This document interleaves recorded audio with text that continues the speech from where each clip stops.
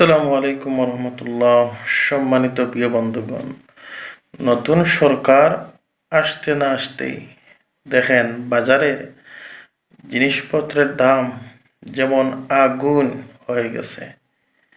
প্রথম রমজানেই যদি এই অবস্থা, সরকার আসতেই যদি এই অবস্থা, তাহলে পরবর্তীতে কি হবে বলেন তো এই দেশে?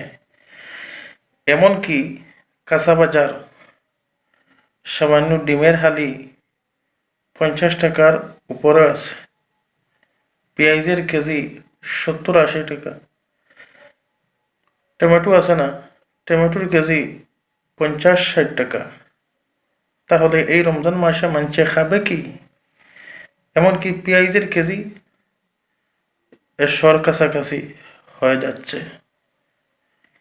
আপনাদের মনে আছে কিনা আমি জানি না, শেখ হাসিনার আমলে আমরা 300-350 টাকা দিয়েও 1 কেজি পেঁয়াজ কিনে খেয়েছিলাম। মনে আছে আপনাদের? আমরা ভুলি না, আমাদের মনে আছে।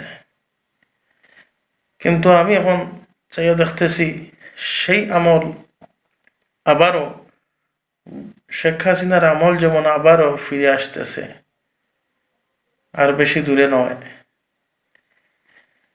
কিন্তু বিএনপি নির্বাচিত হয়ে সরকার গঠন করেছে, কিন্তু যেমন মনে হয় আওয়ামী লীগ সরকার গঠন করেছে।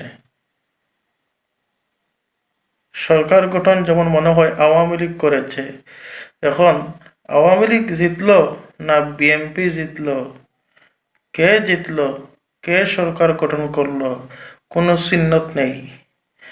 আওয়ামী লীগের প্রতিটা অফিস কার্যালয় খোলা হচ্ছে, এমনকি আবার সেই ফ্যাসিবাদরা এই দেশে প্রকাশ্যে নেতাগিরি করতেছে, চলাফেরা করতেছে। যেই সমস্ত খারাপ লোকেরা, এমনকি ইউনূসের আমলে যেই সমস্ত গুন্ডা পান্ডারা তারা লুকিয়ে লুকিয়ে ছিল, এখন বিএনপি নির্বাচনে আসতে না আসতেই তারা যেমন প্রকাশ্যে এসে নেতাগিরি চাঁদাবাজি করতেছে। হিন্দুরা ইউনূসের আমলে এমনকি গান বাজনা এই সেই করার মতো সাহস পেত না এবং পায় নাই। এখন বিএনপি যেমনি এসে ক্ষমতায় এসেছে, এমনি যেমন এমনভাবে গান বাজনা করে, নামাজের টাইমটাও সময় দেয় না। এখন এই নির্বাচনে বিএনপি জিতলো না আওয়ামী লীগ জিতলো, আমার তো বুঝে আসে না রে ভাই। এইভাবে যদি চলতে থাকে ইনশাল্লাহ তারেক রহমান, আপনি 6 মাসও ক্ষমতায় টিকবেন না, এর আগে আউট হয়ে যাবেন। সময় থাকতে আপনি শুধরান, সময় আছে এখনো।